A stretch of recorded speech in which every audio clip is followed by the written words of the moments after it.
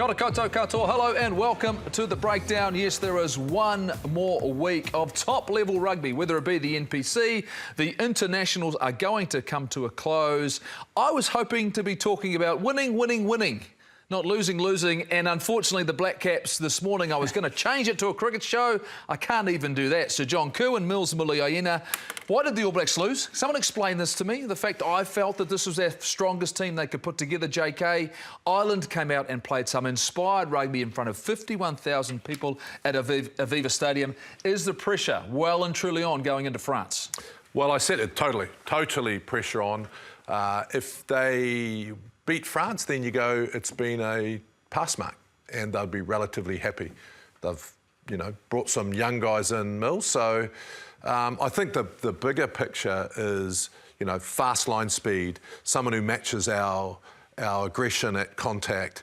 When we can't get a hold of the ball, do we have a plan B? So, 4 years it's been, though. 4 years of the same pressure from sides, the top-tier sides, whether it be South Africa, whether it be England. We've seen Ireland do it. Even Italy, the week before, put us under all sorts of pressure, Mills. Not necessarily on the scoreboard, but they found a way to disrupt our game. Do we need to address the way that we are playing the game against the top sides? Yeah, I think so. I think there's always talk about not reinventing the wheel, but I think there needs to be subtle changes in terms of our whole game plan and what we're actually going into and trying to do some subtleties in what we're doing. I think the disappointing part is obviously we didn't have any ball. You mentioned possession and we didn't have any territories. And when we actually got the ball, we panicked. And I know that's pressure. But some of these guys that actually panicked well-established guys. The skill set, which we've always sort of harped on about, and this side of this part of the world is extraordinary. But we didn't show that, and so we struggled to get into the game. We struggled with momentum, and the end result was we lost. Yeah, look, I said the 3 Ps. Eric Colassi, great, famous Maris man. Possession, position, and points. Right, and when you look at our game on the weekend, we did not have the possession that we needed. Now, it couldn't have gone better for Ireland, and good on them. They played what I would say probably their perfect game, and they're continuing to be outstanding, so that's fine. But it couldn't have gone worse for us. I think we started relatively well. We were trying to play a kick-pass game, Mills, and then Bodie goes off. Anton Leonard-Brown gets injured. We're probably going to talk about halfbacks, why that didn't get changed. We were getting bashed up at the advantage line, and then we were doing some silly things that I couldn't understand. TJ Perenara taps and goes once, and I didn't disagree with that, but it looked like no one was on the same page. So there was a few things that just didn't go right for us, and we're under the pump. Mills, I have to ask you, though, and we've all been there, the fact they have been training and playing for the course of now 10 months. Yes, it's been interrupted from time to time. This has been a long tour. We've been through this as players. When you get to this point of the year, and everyone has bad days at work, right? Everyone in every walk of life. This was a bad day at work for the All Blacks. But it is a real thing, fatigue, particularly, I think, here, not so much mental fatigue, I think physical fatigue. Just the number of games, the number of trainings. You talk about small percentages. We were off with small percentages and we got well and truly dominated. And saying that, 26-20, one forward pass, one half a foot forward pass from Rieko Ioane, and we could quite possibly have won this test match. So it can't be all bad, but is it a real thing when you get to this point of the year? Fatigue.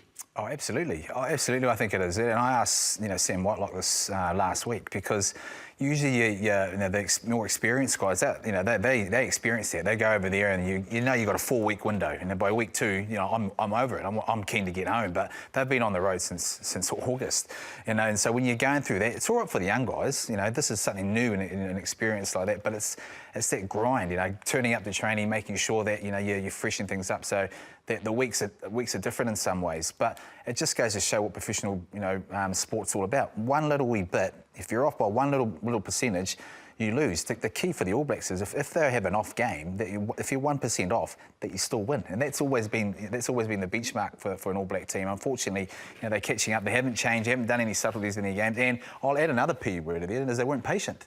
They weren't patient enough and on the same page. They sort of try to and shovel on stuff to other guys. There's been 45 seconds of deep breathing over there. Yeah, no, 45 seconds of JK just in and out, in and out. I'm shaking my head because I don't disagree with you, right? But for me, the discussion is, like, they're fatigued. I mean, we're fatigued. You know, I'm fatigued. We're all COVID fatigued. So you can imagine how fatigued they are on being in lockdown and staying away and all that sort of stuff. That's a given. The answer we need from this is, what are we going to do, even when we're fresh, when there's fast line speed? Are we going to look at the game plan? Are we going to change things? And I think it's a positive that we've lost, because what happened against England in the World Cup? So for me, this has happened. This is really good. Those young guys need to learn. But what are we going to do? You know, what are we going to do now? We came up with pods 10 years ago. What are we going to come up with now that might surprise the world? You know, I said on the weekend, do we just go wide? Let's have good old double miss and set really wide. But if you think about those pods you were talking about, they're not getting us go forward. We are getting dominated. The fact that is being physically dominated against the top sides who are fit and strong and well and truly organised, that's not a game plan for me.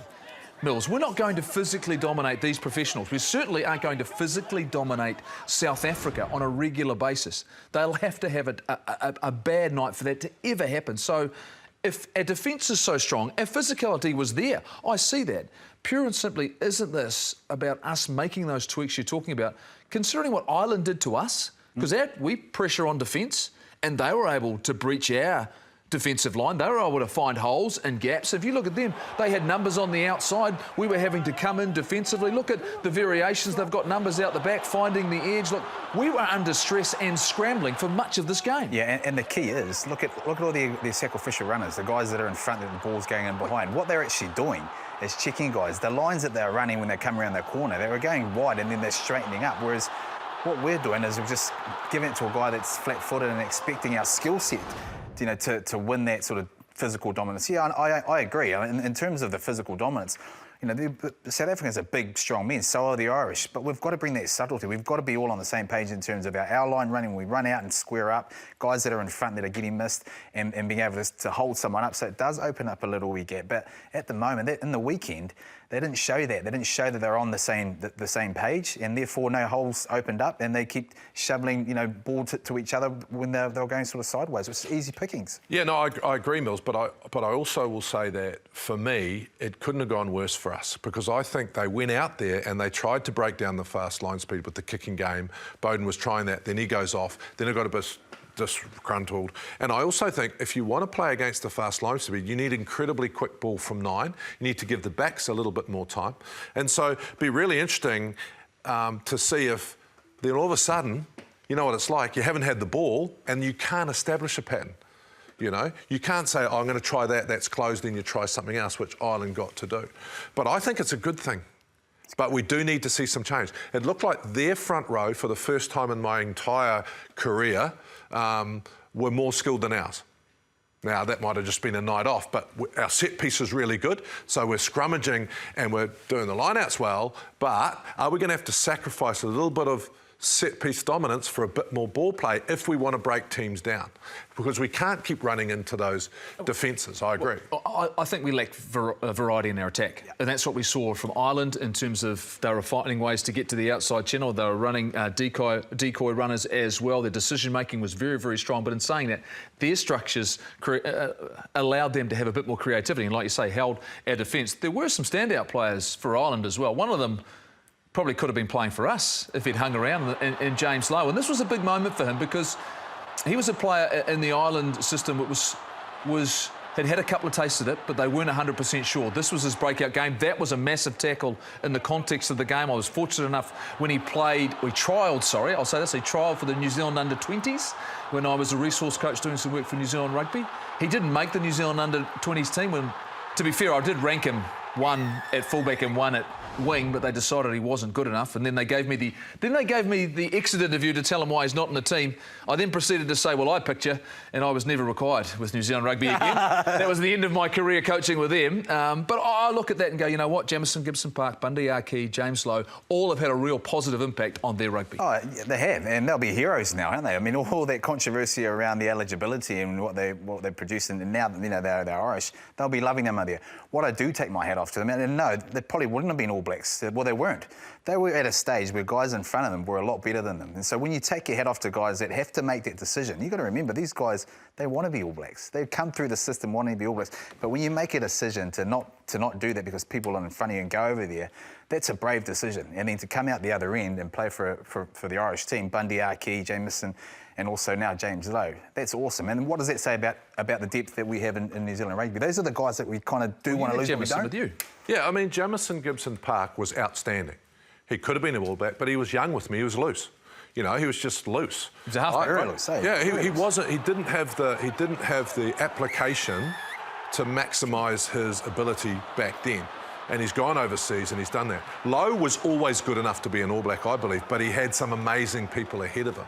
And same with Bundy Aki. You know, I think these guys were good enough to be All Blacks, but they had a line of people in front of them and they've taken their opportunity.